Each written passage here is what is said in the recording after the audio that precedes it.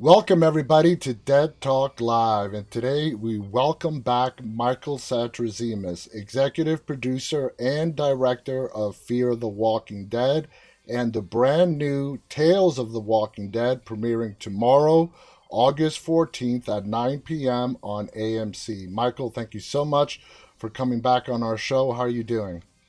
Good. Got up at 4 o'clock this morning, shooting some nights, and Oh, but man. I'm loving Savannah, and loving what we're going to be able to give to everybody and on Fear this season.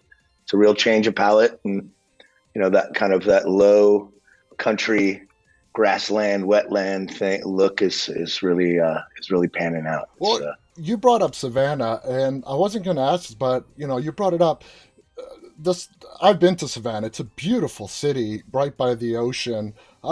Different from Austin, Texas, where you guys were originally shooting. I mean, what kind of work goes into? I mean, is the audience supposed to know that the location has moved, not to Georgia, but maybe to a neighboring Louisiana or something like that?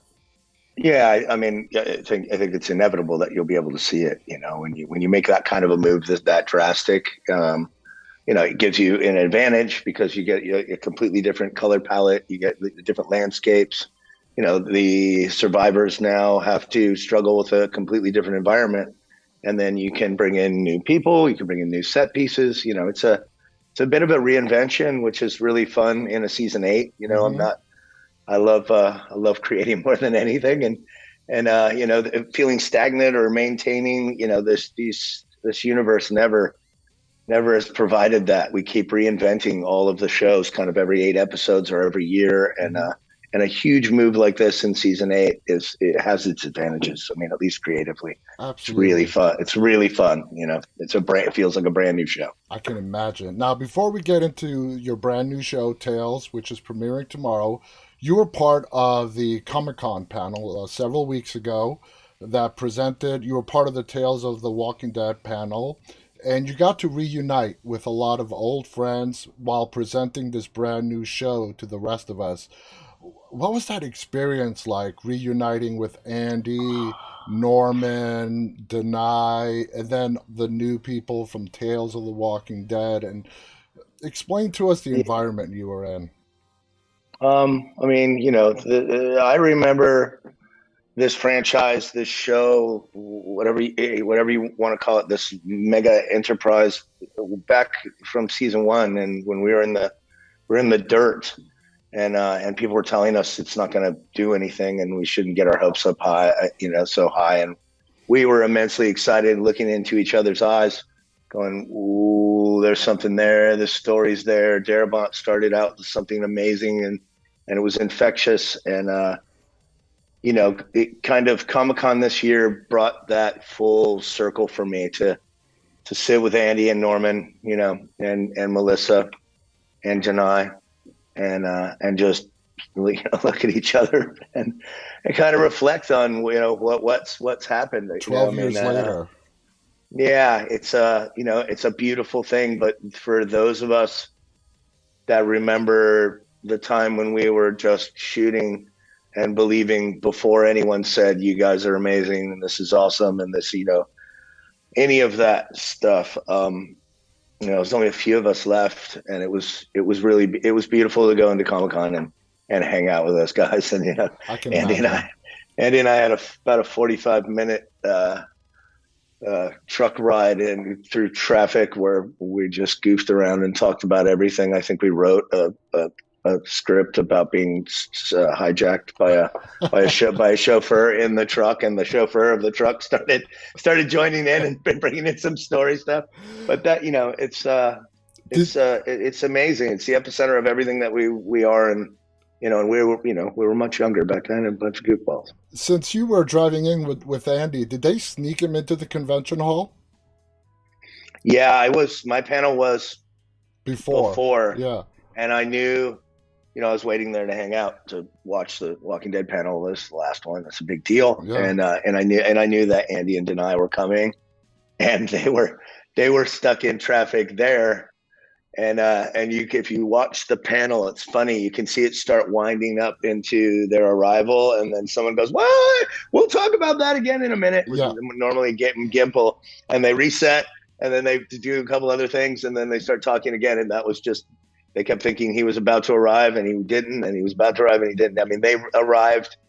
I think I mean, I literally maybe 30 seconds before they came out, I hugged them and started shooting this video of them and That's amazing. running out on stage, and then ran out into the audience and watched everyone erupt and go nuts, and it was beautiful. It was. And, you got to give credit where credit is due. AMC, all you guys really know how to keep a secret. You guys have become phenomenally good at keeping a secret. And the way it was Oh, just brought out, it shocked everybody. Okay, so let's get into Tales, okay? Everyone's really excited. The premiere is tomorrow. You were one of the people that was tasked to getting this production off the ground, okay? Even with the full weight and support of AMC behind you, how challenging is it to get a brand new production up and running from scratch? yeah, it was Scott called me and asked me to talk to Channing, and Channing called me, Channing Powell, who's our showrunner, amazingly talented writer, and kind of bought me in on how different these were going to be, what the anthology was going to be. And that is where the difficulty of starting the show sits. 6 episodes in the apocalypse. You can do it. It's been well shaped. 6 very distinctly different episodes on a different timeline, in a different time zone, with completely different actors coming in and out for every single week and a half. No sets are shared, nothing. We didn't amortize anything. I mean, I think it's one set of stairs we amortized. That was it, that Wow. we shared. Otherwise, everything was new. It is immensely difficult. And that was the challenge, just trying to stay ahead of it. We had to we had to get an additional stage because we ran out of stage space, because we were trying to knock one down while we built the other one, and then set up for the other one, so that it would literally, construction would be building 3 episodes at the same time, art department. Yeah, it's just wardrobe wise, it's cement, I mean, it's never ending, because you're bringing in the new cast, you're bringing in a new world, you're bringing in a new environment, a totally different story. But But I I assume you must have been really psyched at the endless possibilities that an episodic anthology could bring to this universe. yeah, it's the dream. That's why it doesn't matter how hard the work is. Getting to I listen. I directed 3 of the 6. I would have directed 6 of the 6 if it was even anywhere possible. But in a non-linear story, there's just no way I would still be alive. But I loved all of them. We started with 12 scripts and had to kind of narrow them down to 6, and like what we could budgetarily, make, and what kind of how we wanted to stretch the diversity of those 6 out. But there's 6 other episodes floating out there that I hope Oh get yeah. made as well. And an endless supply of ideas. You mentioned the chronology. Does as a director and a producer on this show, do you feel a new sense of freedom that you don't have to follow a certain time of events, a timeline of events, that every story could be at the beginning of the apocalypse, 10 years ahead, 30 years? There's no, linear, chronicle timeline here. It does feel fresh. It just feels fresh because you have a little movie. Mm-hmm. They're not just an episode. We have jumped further. We have an episode that's further ahead than any of the shows have ever gone, which it can open the door to stretching the lore, Yeah. to expanding things, and it gives you that kind of opportunity. I mean, we did a dark comedy. It's a pretty dark comedy, and that was very new, and I had to grab that one for myself. And I'm excited about it being released. I felt super uncomfortable during the whole shooting. I had to remind myself that you should feel uncomfortable. If you feel comfortable, then you're just making what the apocalypse. This is going to be. I mean, it's still rooted on emotion, Yeah. and it, but it is dark comedy. Oh, Got some there's a little it's bit of got it. some laughs in it. We played with it. There's a lot of different things in there. AMC has been kind enough to share the first four episodes, and every episode, it's a whole different feeling and vibe. Now, the premiere tomorrow, it's with Terry Crews and Olivia Munn, who have this amazing chemistry in the series premiere. You produced tomorrow's episode. When you were producing it and you were watching these two veteran talented performers. What were your thoughts on what they brought to that premiere episode that everyone's going to see But tomorrow? yeah, I just look. Ron Underwood did an amazing job directing that episode. When I met Terry Crews, the first thing you get from him is what a fan he is of your work. He spent 30 minutes talking about what we were doing on the Walking Dead and how he's been dying to be a part of this for forever. Olivia brings up this bright light and a work ethic, and to watch them bounce around together, it was a joy. It felt experimental with we're going to bring in talented people and things, and or like we're going to bring in more famous people. It felt like maybe that was going to be experimental, it wasn't, didn't turn out that way at all. You're No, just bringing in people that are truly fans, that just get to have that Walking Dead experience, get to have that one episode that is like a beginning to a finish, a little film, and that became very exciting. It's just watching people come in and being pumped to play exactly. these roles and to be in the apocalypse, and I can't tell you. I mean, Poppy Lou. When I went down to visit that set, was one of the directors I didn't. One of the ones I didn't direct, and I went down there to visit, and I saw her jump up into the air. It was pouring rain, all mud everywhere. Jump up into the air and flatten out and hit the mud, and then roll around in the mud, and then spring up, and all I could see was her teeth smiling. She was just covered in mud, and I went over and I'm like, "So nice to meet you." And she's like, "I hope one day you get to meet me when I'm clean, because I'm not always this dirty, but I'm having a blast, and that's infectious, like Yeah, that kind of atmosphere. And I think, that's what's unique about this kind of, anthological storytelling is you can really get some people that are pumped to spend 10, 12 days with you and become going, a being part of tortured, this you know? this legacy. Uh, Yeah. Episode two is your episode, the one you directed. I believe it's called Deja Vu. You mentioned comfort level a couple of minutes ago. That episode, Deja Vu, is an episode unlike any kind of episode we have seen in this world of The Walking Dead. It is really a bizarre story, but yet told in such an interesting way. It happens at the beginning of the apocalypse.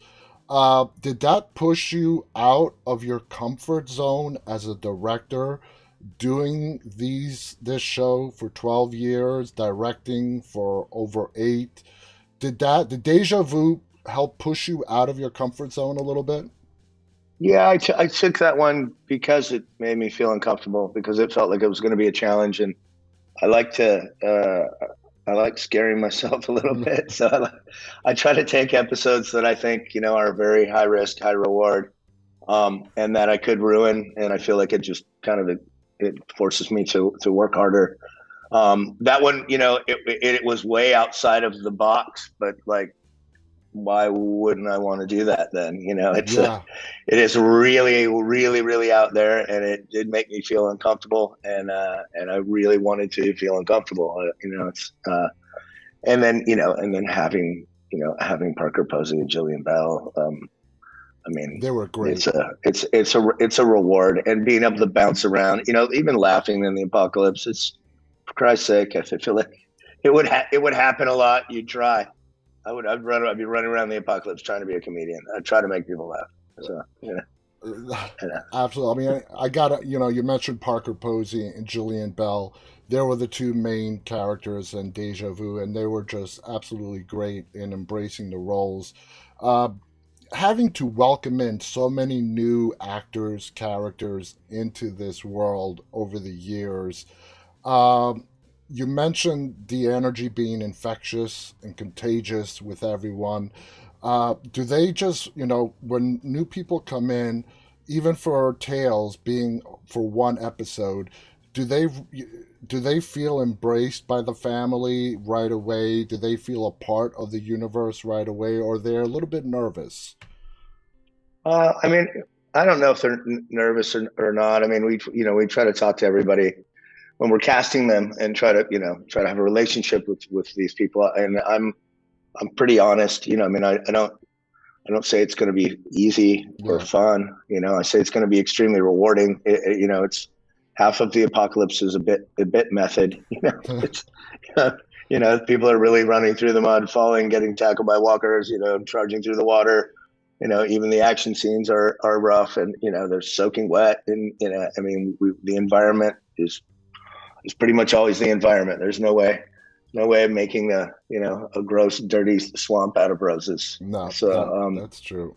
That's true. So yeah, let so we got to build everybody up into it, but I find that everyone is pumped. They're ready. Feel like we found a cast of people that were ready to charge. I mean, I had the one I had with Jesse T. Usher and Luan and Beth Davids. That it was like all nights in firelight, and we had a huge cast, and it was cold. It was the middle of winter. It was freezing, and those guys were pumped every single night, just charging. So it's kind of a medieval yeah, style story. A little bit mob mentality thing. But boy, they were pumped up like a mob. I would be screaming cut sometimes, and they were still just they going kept so going. loud. Yeah, it was amazing. I mean, and then for me, that pushes me. So it's I think if you get lucky and you bring in the right people, you can do something special. Absolutely. Let's talk about fear for in the time that we have left. Season seven wrapped and ended several months ago. When you learned the outline for season seven and you found out that Strand Coleman Domingo is going to be returning to his old ways again, what were your initial feelings on that whole story for season But I seven? was I, I was excited. It's nice. You know what I mean? When he turns it on, when he goes bad guy, he turns it on when he goes strong handed, and then I always liked that about his character. He was just shifty. He was going to just take care of himself, but to do it in a large scale, where he's building a community and walling it in and basing a little bit on the revenge for everybody else that never believed in him. Yeah. But it's a sweet spot, and Coleman plays it so well. Jenna Elfman was our guest, and I asked her the same question, and she said between takes, he was just like a boy in a candy store. He was just having so much fun with it. Season seven revealed Strand's biggest vulnerability, and that vulnerability was Alicia. Okay, how critical was that father-daughter relationship with his character arc in that season seven in regarding Alicia? Uh, do you think she was his downfall and the downfall of the tower?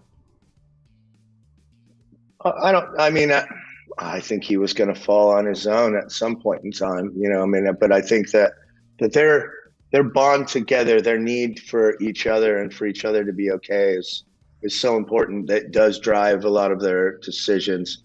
Um, I don't know if Strand could have kept that thing together, even What if he would have brought Alicia in. So as you were getting the scripts throughout that 16 episode season, did you at all wonder was Coleman going to make it to season 8? Because did you see another redemption arc left for him?